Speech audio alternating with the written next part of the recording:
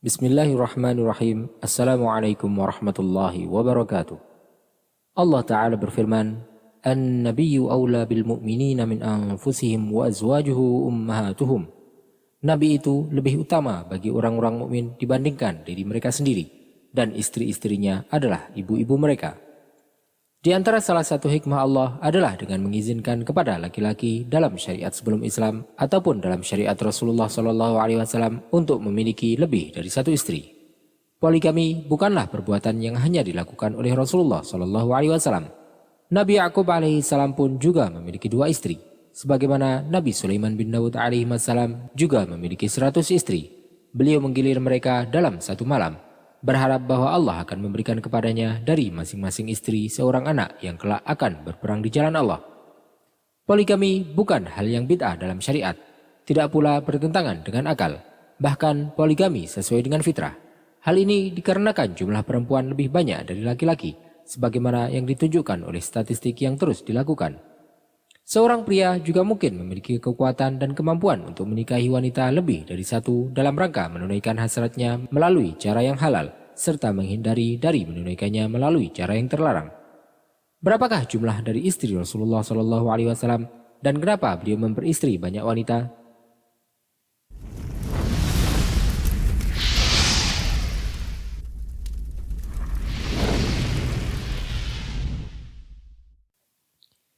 Tidak sedikit orang kafir yang menuduh bahwa Rasulullah SAW menikahi banyak wanita karena dorongan hawa nafsu dan tuntutan syahwat beliau.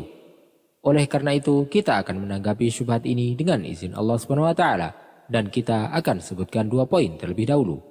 Yang pertama, Rasulullah SAW tidak menikah sampai di usia 25 tahun. Maka masa remaja beliau adalah masa yang suci dan bersih, meskipun masa-masa tersebut adalah masa yang produktif dan banyak godaan. Karena Allah lah yang telah mendidik beliau dengan didikan yang sempurna. Kemudian Rasulullah SAW menikah pada usia 25 tahun dengan Sayyidah Khadijah binti Khuwailid radhiyallahu anha ketika ia berusia 40 tahun, dan sebelumnya dia juga telah menikah. Rasulullah SAW menjalani kehidupan bersamanya selama 25 tahun dan beliau tidak menikah lagi dengan selainnya pada masa tersebut.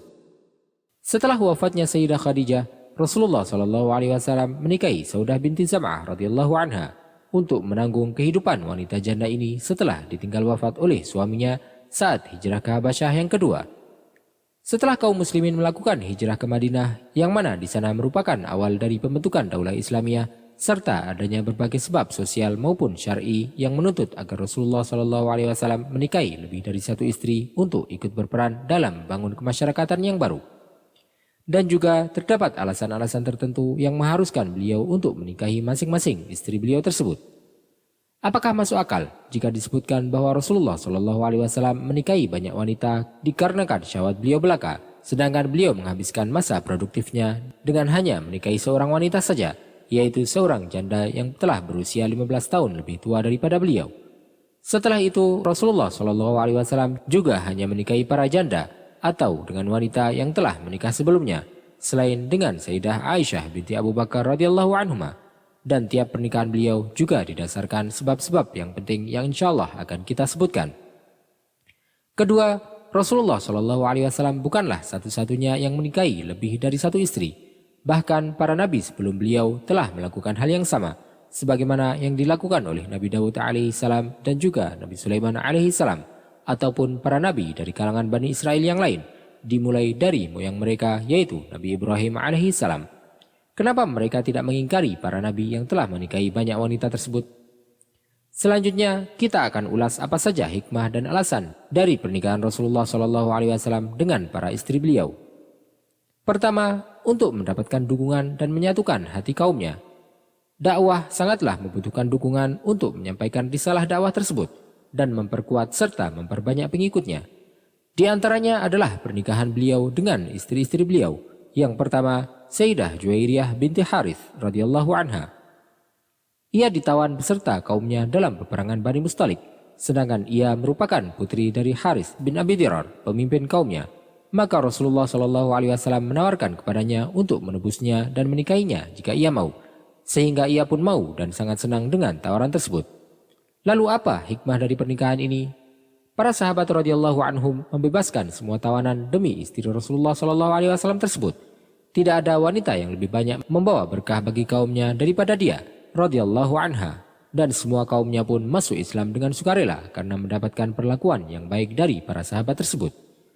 Yang kedua, Sayyidah Ummu Habibah Ramlah bintu Abi Sufyan radhiyallahu anha. Dia telah masuk Islam bersama suaminya di Makkah dan kemudian melakukan hijrah bersamanya ke negeri Habasyah. Namun di sana suaminya meninggal dunia.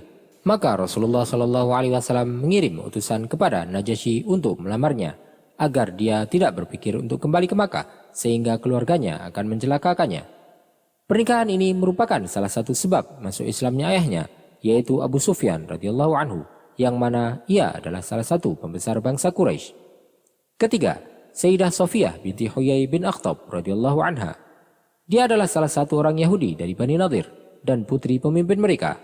Rasulullah SAW memberikannya pilihan setelah dia ditangkap dan suaminya terbunuh dalam perang Khaybar untuk membebaskannya dan menjadi istri beliau atau kembali ke keluarganya. Dia pun memilih untuk dibebaskan dan menjadi istri beliau. Rasulullah SAW tidak ingin memaksa wanita ini dan beliau juga mendorong kaum muslimin untuk membebaskan para budak, serta hal ini juga menjadi salah satu penarik agar orang Yahudi memeluk agama Islam, atau setidaknya agar tidak menyakiti umat Islam. Hikmah serupa juga didapatkan dari pernikahan Rasulullah SAW dengan Sayyidah Hafsah binti Umar bin Khattab radhiyallahu anha yang berasal dari kaum Adi, dan Zainab binti Jahash yang berasal dari Bani Asad. Juga Sayyidah Ummu Salamah binti Abi Umayyah yang berasal dari Bani Makhzum, dan Sayyidah Maimunah binti Haris yang berasal dari Bani Hilal, dan juga Sayyidah Saudah binti Zam'ah yang berasal dari Bani Amir bin Lu'ay. Sehingga menjadi jelas bagi kita bahwa jika pernikahan Rasulullah SAW hanya dengan satu istri, maka dukungan dan penyatuan hati ini tidak akan terjadi. Hikmah yang kedua adalah untuk menyebarkan pendidikan. Karena wanita adalah setengah bagian dari masyarakat dan wanita juga perlu pendidikan, maka Rasulullah SAW ingin menjadikan semua istrinya sebagai guru bagi semua muslimah untuk menjelaskan kepada mereka perkara agama dan mengajari mereka perkara halal maupun haram dalam semua urusan mereka. Karena banyak hal-hal khusus bagi wanita yang berkaitan dengan hukum pernikahan, kesucian, dan lain-lain, di mana seorang wanita perlu bertanya kepada wanita lainnya dan mungkin akan malu untuk bertanya kepada Rasulullah SAW secara langsung tentang hal itu. Maka ini adalah peran para istri Rasulullah SAW.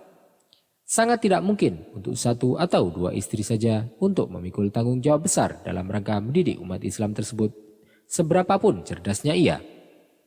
Hikmah yang ketiga adalah dalam rangka menolong para janda dan wanita yang ditinggal mati oleh suaminya sebelumnya. Hal ini akan meringankan beban mereka, sebagaimana yang terjadi kepada Sayyidah Saudah binti Zam'ah radhiyallahu anha dan Sayyidah Hindun Ummu Salamah al-Makhzumiyah radhiyallahu anha, dan juga Sayyidah Ummu Habibah Ramlah bintu Abi Sufyan radhiyallahu anha. Hikmah yang keempat adalah dalam rangka memberikan suri tauladan agar kita belajar dari cara beliau dalam berumah tangga dan bermuamalah dengan berbagai wanita yang berbeda-beda karakternya, antara lain dengan pembagian yang adil dalam memberikan pakaian dan makanan serta dalam nafkah. Jika beliau ingin melakukan safar, beliau akan melakukan undian, dan ketika beliau melaksanakan ibadah haji, beliau mengajak semua istri beliau.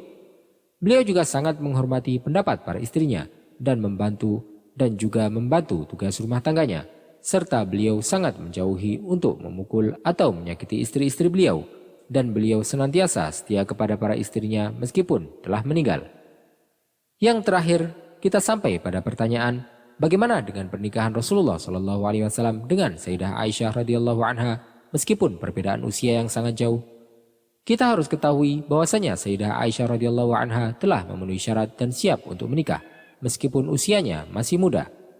Buktinya ia pernah dilamar sebelum menikah dengan Rasulullah SAW, dan pernikahannya dengan Rasulullah SAW juga didasarkan atas wahyu dari Allah. Salah satu hal yang diketahui oleh ilmu medis adalah bahwa usia balik di tempat-tempat panas akan lebih cepat daripada usia balik di tempat yang dingin. Dan salah satu bukti terbesar bahwa pernikahan beliau tersebut merupakan hal yang sangat biasa dari sisi sosial adalah bahwa kaum kafir Quraisy tidak mengingkari pernikahan tersebut, meskipun mereka sangat ingin untuk menuduh beliau dengan semua tuduhan yang bahkan sama sekali tidak beliau lakukan, seperti tuduhan mereka bahwa beliau adalah penyihir ataupun orang gila. Usia muda Aisyah radhiyallahu anha juga memiliki hikmah yang besar dalam menghafal hadis Rasulullah Shallallahu Alaihi Wasallam, karena dia telah meriwayatkan hadis Rasulullah Shallallahu Alaihi Wasallam sebanyak 2.210 hadis, di mana Rasulullah Shallallahu Alaihi Wasallam mulai berumah tangga dengannya di awal hijrah dan hidup setelahnya sampai tahun 58 Hijriah. Ia meriwayatkan hadis dan juga mengajarkan kepada kaum muslimin tentang perkara agama dan dunia. Ia juga merupakan salah satu wanita yang paling berilmu di umat ini, radhiyallahu anha. Wallahu ta'ala alam wa sallallahu wa sallam wa baraka ala sayyidina Muhammadin wa ala alihi wa sahbihi ajma'in.